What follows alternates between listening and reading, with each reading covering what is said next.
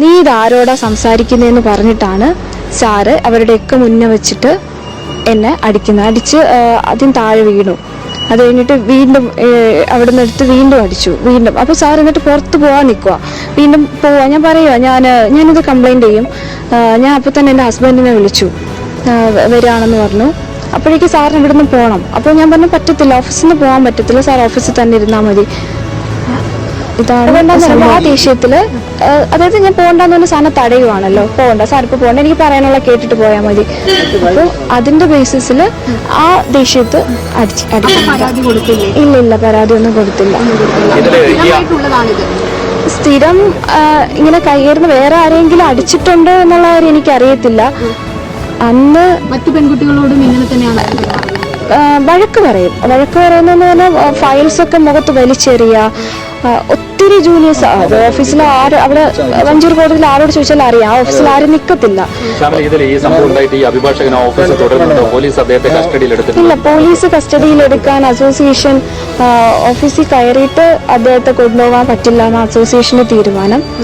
അപ്പോൾ അതുകൊണ്ട് police arrest ചെയ്തിട്ടുണ്ടാവില്ല എന്ന് തോന്നുന്നു. ഞാൻ മെഡിക്കൽ എടുക്കാനായിട്ട് വന്നതുകൊണ്ട് അസോസിയേഷനിൽ അങ്ങനെ ഒരു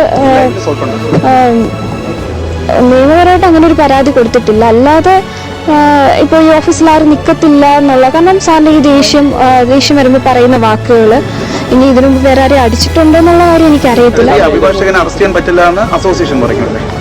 അറസ്റ്റ് ഇതിനകത്ത് വേറെ അറസ്റ്റ് ചെയ്യാൻ പറ്റില്ല എന്ന് പറഞ്ഞു.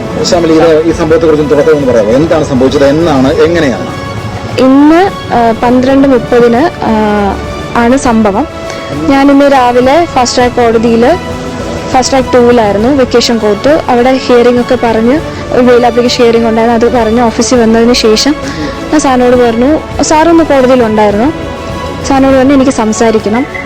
അപ്പോൾ സാറ് പറഞ്ഞു എനിക്ക് നീ പറയുന്ന ഒന്നും കേൾക്കണ്ട, എനിക്ക് കേൾക്കാൻ താല്പര്യമില്ല എന്ന് പറഞ്ഞിട്ട് ഓഫീസിൽ നിന്ന് ഇറങ്ങി പോകാമെന്ന്.